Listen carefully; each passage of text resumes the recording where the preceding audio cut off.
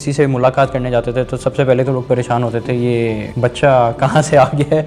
मैंने हर चीज़ खुद बनाई और ग्रो किया। कराची के हालात भी कोई इतने अच्छे नहीं थे, लैपटॉप वगैरह होते थे, चोरी का डर था, तो हमने उसको एक शॉपर में डाला होता था। वो हमारे पास राइट कैंडिडेट को ढूंढने में बहुत कम लोग मौजूद हैं। जॉब अपॉर्चुनिटीज़ बहुत ज़्यादा हैं, लोग बहुत कम हैं। इंपॉर्टेंट चीज़ ये है कि आप अपने आप को डिफ्रेंशिएट किस तरह कर रहे हैं from other players in the market.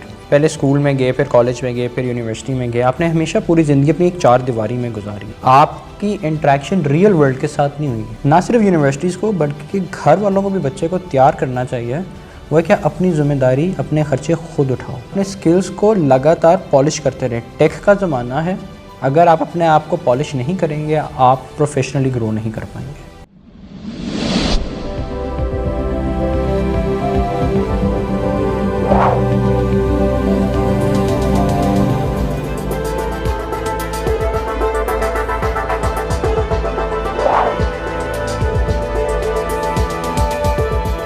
औज़ुबिल्लाहि मिनश्शैतानिर्रजीम बिस्मिल्लाहिर्रहमानिर्रहीम अल्लाहुम्मा सल्लि अला मुहम्मदिन व अला मुहम्मदिन कमा सल्लैता अला इब्राहीम व अला आलि इब्राहीम इन्नका हमीदुम मजीद। अस्सलाम वालेकुम एवरीवन, दिस इज़ हसन रज़ा। आज मैं कासिम अली शाह फाउंडेशन के प्लेटफॉर्म से आपकी खिदमत में एक दफ़ा फिर हाजिर हूँ। दोस्तों, शेयरिंग ऑफ प्रोफेशनल विजडम जो कि हमारे प्रोग्राम का नाम है। हमारा जो मेन ऑब्जेक्टिव है कि हम लोगों की ज़िंदगियों में वैल्यू ऐड कर सकें। हम डिफरेंट गेस्ट को कासिम अली शाह फाउंडेशन के प्लेटफॉर्म पे बुलाते हैं और उनसे उनकी एक्सपर्ट ओपिनियंस लेते हैं, उनसे उनके एक्सपीरियंसेस जो हैं वो हमसे शेयर करते हैं और फिर हमारे जो फॉलोअर्स हैं वो उनसे सीखते हैं। लेडीज़ एंड जेंटलमैन, आज जो हमारे गेस्ट हैं, he is amazing and superb. आज हम बात करने जा रहे हैं मियाँ फैज़ान महमूद से। मियाँ Faizan Mahmood is currently working as a Chief Operating Officer at Emerald Lab और एक और कंपनी भी वो चला रहे हैं जिसका नाम है Capital Stake and he is working as a director. आज हम उनसे पूछेंगे कि इतनी छोटी सी उम्र में इतनी बड़ी कामयाबी उनको कैसे मिली और जो स्टार्टअप्स आते हैं उनको किस किस्म की चैलेंजेस का सामना करना पड़ता है। आइए मिलते हैं मियाँ फैज़ान महमूद से। Thank you very much for joining us today Faizan साहब, बहुत शुक्रिया आपका कि आज आपने हमें ज्वाइन किया। By the way, I am super excited today और आई एम श्योर दैट कि आज का जो हमारा सेशन है बहुत ज़बरदस्त होने वाला है। तो हम बात कर रहे थे स्टार्टअप्स की, हम बात कर रहे थे चैलेंजेस की। आप माशाल्लाह एक टाइकॉन हैं, टेक इंडस्ट्री में आपका बड़ा नाम है। आपकी एज ज़रूर छोटी है लेकिन आपने बहुत बड़े बड़े काम इस एज में कर दिए, पर्टिकुलरली अगर हम टेक की बात करें। तो फैज़ान साहब, हम ज़रूर चैलेंजेस की बात करेंगे, हम ज़रूर जो है बात करेंगे स्टार्टअप्स के जो इश्यूज़ आ रहे हैं। पहले हम आपकी कहानी सुनना चाहेंगे, कैसे स्टार्ट किया ये सफ़र। और जब हम मॉक सेशन कर रहे थे तो ये भी पता था, जब आपने ये बताया कि जी के बड़ी बड़ी डिफ़िकल्ट सिचुएशंस भी आई। इवन जब आप कराची गए वहाँ पर भी बड़ी मुश्किलात का सामना करना पड़ा। लोग कहते थे फैज़ान तुम नहीं कर सकते, ये तुम्हारी फील्ड नहीं है, यू कांट डू दैट। आज वही लोग आपको कहते हैं हमें टाइम दें, हमारे साथ चाय पे मिलें, खाने पे आप हमारे साथ आएँ। सो ये कैसा लगता है और ये जर्नी कैसे स्टार्ट किया और किस किस्म की डिफ़िकल्टीज़ का आपको सामना करना पड़ा? जी, सो एंटरप्रेन्योरशिप की जब हम बात करते हैं या स्टार्टअप कल्चर की बात करते हैं तो in the recent last few years बहुत ज़्यादा ग्लैमराइज कर दिया गया इस चीज़ को।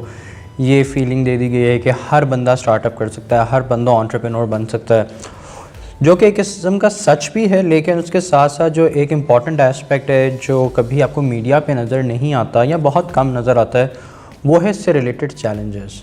वो है इससे रिलेटेड कि आपको कितनी परसिस्टेंस चाहिए, आपको कितनी मेहनत करनी पड़ती है अपने उस आइडिया को बेचने के लिए। उस आइडिया को बेचने से मुराद है उस आइडिया को सेल करने के लिए इन द जनरल पब्लिक, कि वो उस चीज़ को मान सकें।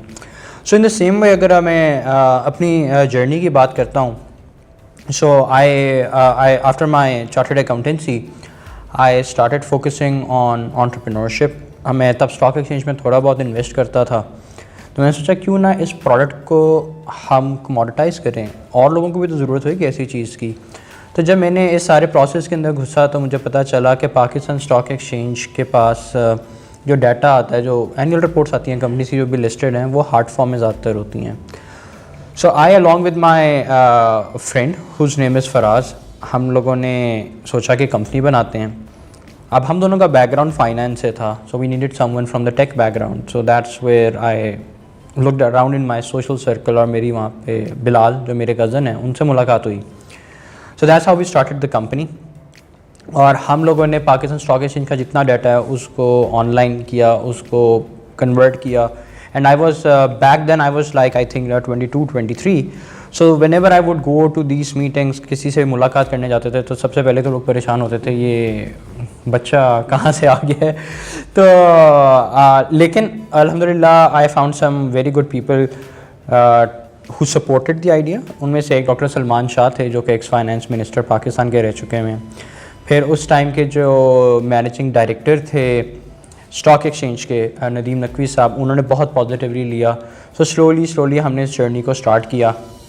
और आज पाकिस्तान स्टॉक एक्सचेंज का जो डाटा पोर्टल है वो मेरी कंपनी मैनेज करती है. जितने लीडिंग ब्रोकरेज हाउसेज हैं, AKD, BMA, RF Habib etcetera, वो सारे के सारे हमारा प्रोडक्ट यूज़ करते हैं. सो उस कंपनी का नाम है कैपिटल स्टेक.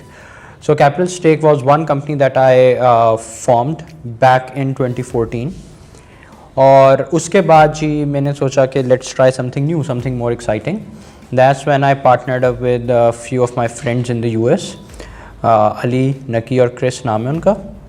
और हमने कंपनी स्टार्ट की एमरल्ड लैब्स के नाम से. अब again during this entire journey जो एक इम्पॉर्टेंट चीज़ है वो ये है कि मैंने हर चीज़ ख़ुद बनाई और ग्रो किया. ये नहीं है कि मैंने घर वालों से पैसे लिए हों या मैंने किसी से फ़ंड रेजिंग की हो. No, even with Emerald Labs we started from one person with no office. That was our first employee. Then slowly scaled it to 4 people. Then decided we should get a good space. फिर हमने office के ऊपर खर्चा किया. फिर हम पहले co-working spaces में ऑपरेट करते रहे. फिर उससे हम ग्रो किया. फिर हमने अपना ऑफिस बनाया. So right now we're a team size of around 36. और ये हमारी जर्नी है पिछले 1.5 year की. 4 लोगों से 36 लोगों तक हम लोगों ने स्केल किया. और अल्हम्दुलिल्लाह everything is going well. Team is growing. We have learned a lot during the entire process. Wonderful, I mean amazing and inspirational story Faizan.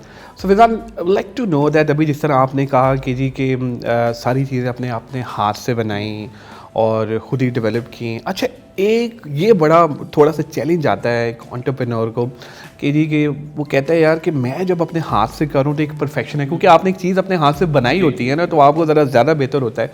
तो नीचे थोड़ा सा डेलीगेशन या दूसरी चीज़ों में थोड़ी सी चैलेंजेस आते हैं. तो आप क्या सोचते हैं कि जब एज ए एंटरप्रेन्योर आप काम करते हैं तो डेलीगेशन कितना इम्पोर्टेंट रोल प्ले करती है? समहाउ फिक्र तो होती है बंदे को कि यार मैंने बड़े प्यार से ये चीज़ बनाई थी, कहीं ख़राब ना हो जाए या इस तरह की चीज़ें ना पड़ जाएं. तो आप किस तरह से डेलीगेट करते हैं एम्प्लॉइज़ को? जी, तो आपने जो बात कर रहे हैं कि अपने हाथों से बनाना, ये सब कुछ करना, सबसे पहला इंपॉर्टेंट एस्पेक्ट उसके अंदर ये है कि देखें, मैं आपको बता रहा हूँ कि एंटरप्रेन्योरशिप की जर्नी बहुत मुश्किल है. So from that aspect it's not like I was fully working on this idea और सिर्फ उस पर काम कर रहा हूँ. In order to fund that company मैं 2 जॉब्स भी कर रहा हूँ. सो डेलीगेशन के अंदर देखें, हर इंसान के अंदर कुछ पॉजिटिव्स हैं, कुछ शॉर्ट कमिंग्स हैं. इम्पॉर्टेंट चीज़ ये नहीं होती कि आप डेलीगेट करें या ना करें. इम्पॉर्टेंट चीज़ ये है कि आप जिसको डेलीगेट कर रहे हैं, क्या वो उस चीज़ की ओनरशिप ले रहा है, क्या उस चीज़ को वो अपना समझ रहा है या नहीं समझ रहा.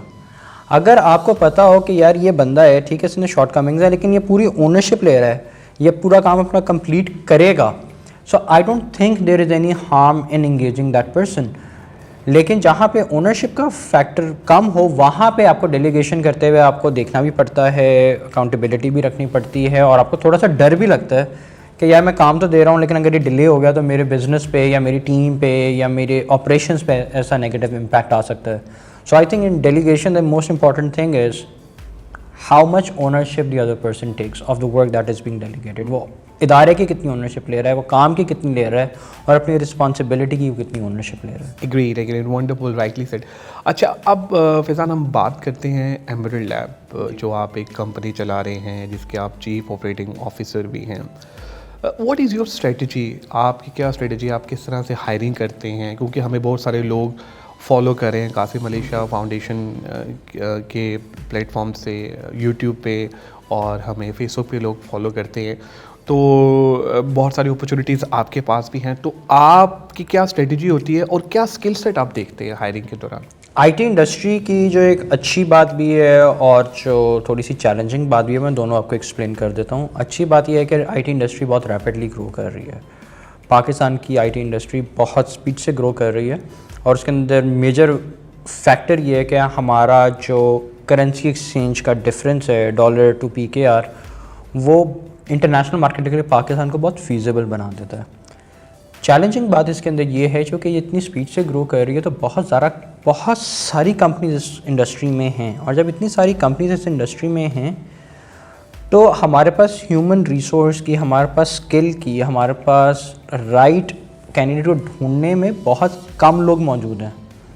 पोजीशंस बहुत ज़्यादा हैं, जॉब अपॉर्चुनिटीज़ बहुत ज़्यादा हैं, लोग बहुत कम हैं उसको फिल करने के लिए। तो उस पॉइंट ऑफ व्यू से हमने तकरीबन 6-7 महीने लगाए हैं अपने रिक्रूटमेंट प्रोसेस को समझने में, उसको रिफ़ाइन करने में।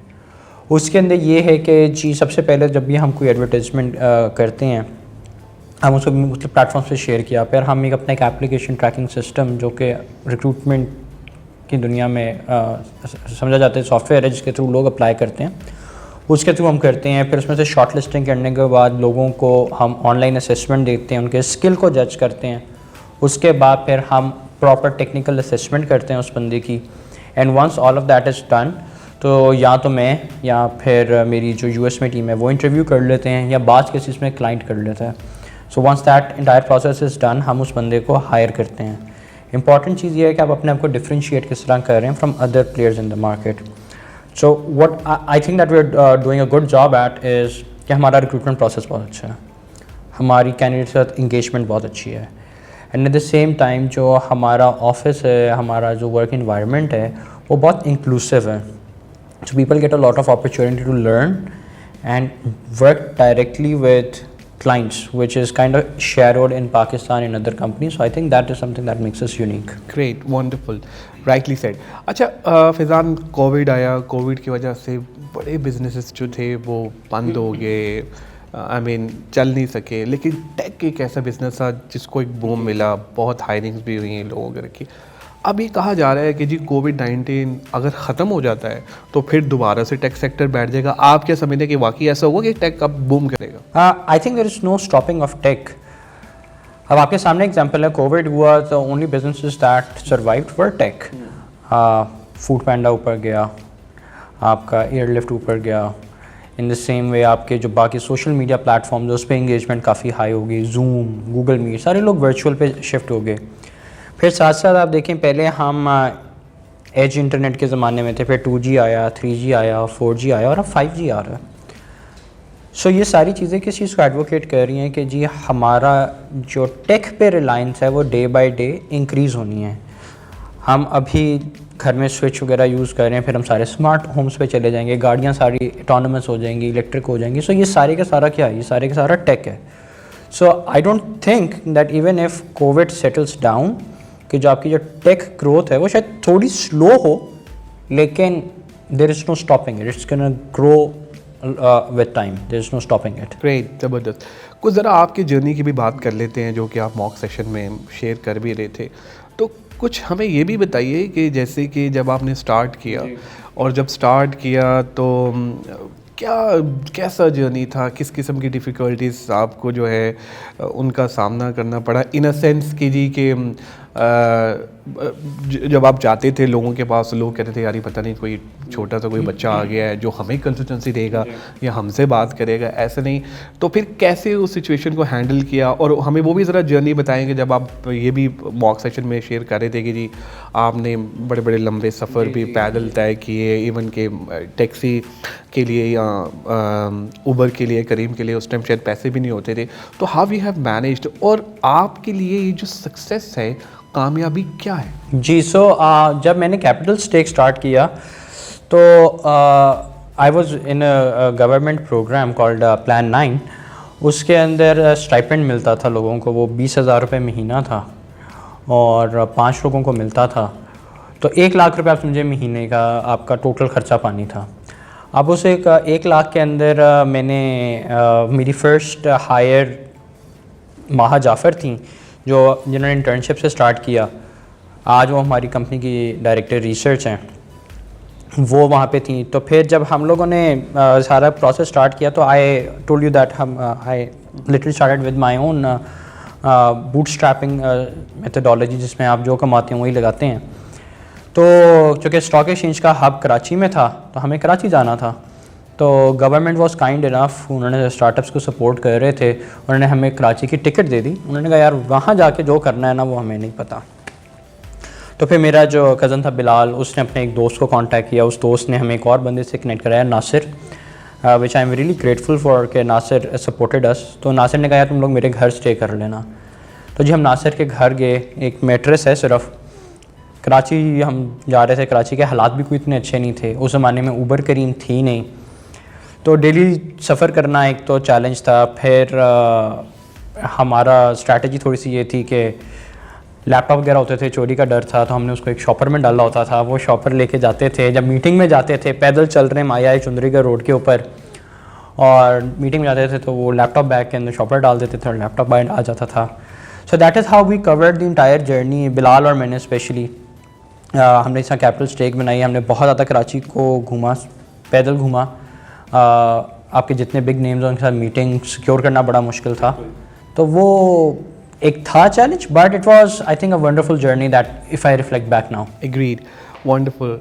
अच्छा फैज़ान, हमने बहुत सारे HR प्रोफेशनल्स के इंटरव्यूज़ भी किए हैं, टेक के भी, नॉन टेक के भी। एक क्वेश्चन जो कि अक्सर मैं सोचता हूँ कि CEOs और COO को हमें पूछना चाहिए, what is your expectations to the HR department, कि HR डिपार्टमेंट से एक्चुअली आपकी क्या एक्सपेक्टेशंस है और HR और स्लैश रिक्रूटमेंट से?